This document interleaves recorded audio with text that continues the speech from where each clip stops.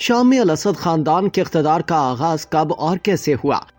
امراض چشم کے ڈاکٹر بشار الاسد صدر کیسے بنے؟ الاسد خاندان کے 50 سالہ اقتدار پر ایک نظر۔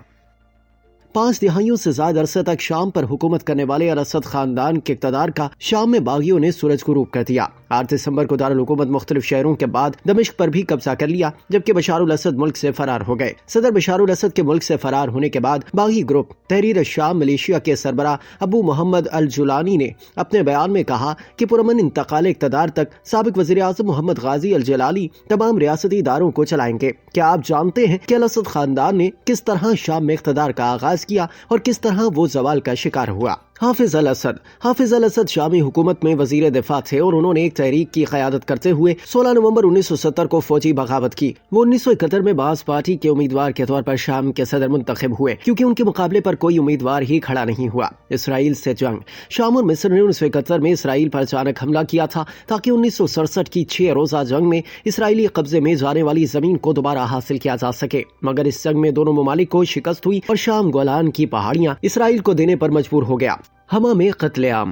حافظ الاسد حکومت نے 1982 میں ہما شہر میں اخوان المسلمین کی تحریک کے خلاف خونی آپریشن کیا۔ مختلف تخمینوں کے مطابق حکومتی کریک ڈاؤن میں 10 سے 40 ہزار افراد ہلاک ہوئے۔ باسل اسد کا انتقال۔ باسل حافظ الاسد کے بڑے بیٹے اور ممکنہ جانشین تھے، جو 1994 میں گاڑی کے ایک حادثے میں ہلاک ہوئے۔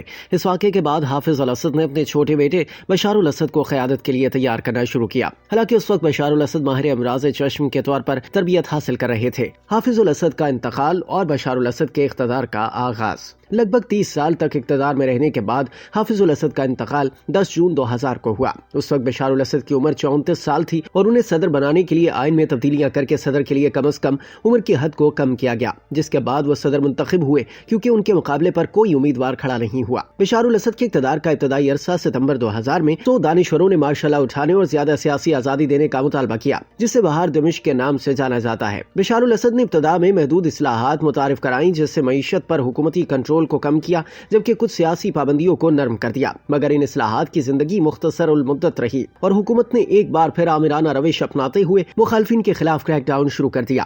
کرپشن، معاشی عدم مساوات اور سیاسی مخالفین کو دبانے کا سلسلہ برقرار رہا، جس سے حالات بالتدریج خراب ہونے لگے۔ شامی خانہ جنگی کا آغاز۔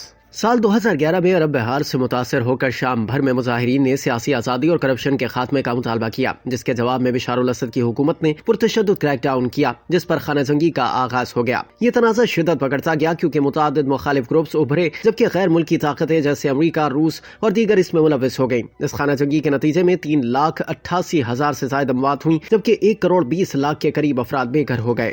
کیمیائی ہتھیاروں کے الزامات۔ بشار الاسد حکومت پر 2013 میں غوطہ کے شہریوں پر کیمیائی ہتھیاروں کے استعمال کا الزام عائد کیا گیا اور بین الاقوامی سطح پر اس کی مذمت کی گئی۔ امریکہ اور روس کے دباؤ پر شامی حکومت کیمیائی ہتھیاروں کو تلف کرنے کے لیے تیار ہو گئی، مگر کیمیائی حملوں کی رپورٹس اس کے بعد بھی سامنے آتی رہیں۔ بشار الاسد چوتھی بار صدر منتخب ہوئے۔ بشار الاسد 2021 کے متنازع انتخابات میں چوتھی بار صدر منتخب ہوئے اور سرکاری نتائج کے مطابق انہیں 95% ووٹ ملے۔ 2022 اور 2023 کے دوران عرب ریاستوں نے بشار الاسد کی حکومت سے تعلقات بحال کرنا شروع کیے۔ 2023 میں شام کو ایک بار پھر عرب لیگ میں شامل کر لیا گیا۔ الاسد خاندان کے اقتدار کا سورج ڈوب گیا۔ دسمبر 2024 میں شامی باغیوں نے اچانک برق رفتاری سے شام پر پیش قدمی شروع کی۔ انہوں نے چند دنوں میں حمص اور حما جیسے اہم شہروں پر قبضہ کیا اور حلب شہر پر بھی کنٹرول حاصل کر لیا۔ 8 دسمبر کو شامی باغیوں نے بشار الاسد حکومت کے خاتمے کا اعلان کیا، جبکہ رپورٹس کے مطابق بشار الاسد اپنے خاندان کے ساتھ فرار ہو کر روس منتقل ہو گئے، جہاں انہیں انسانی ہمدردی کی بنیاد پر پناہ دی گئی ہے۔ بشار الاسد حکومت ختم ہونے پر دمشق کی سڑکوں پر جشن دیکھنے میں آیا اور ہزاروں افراد شہر کے مرکزی چوک پر جمع ہو کر آزادی کے نعرے لگاتے رہے۔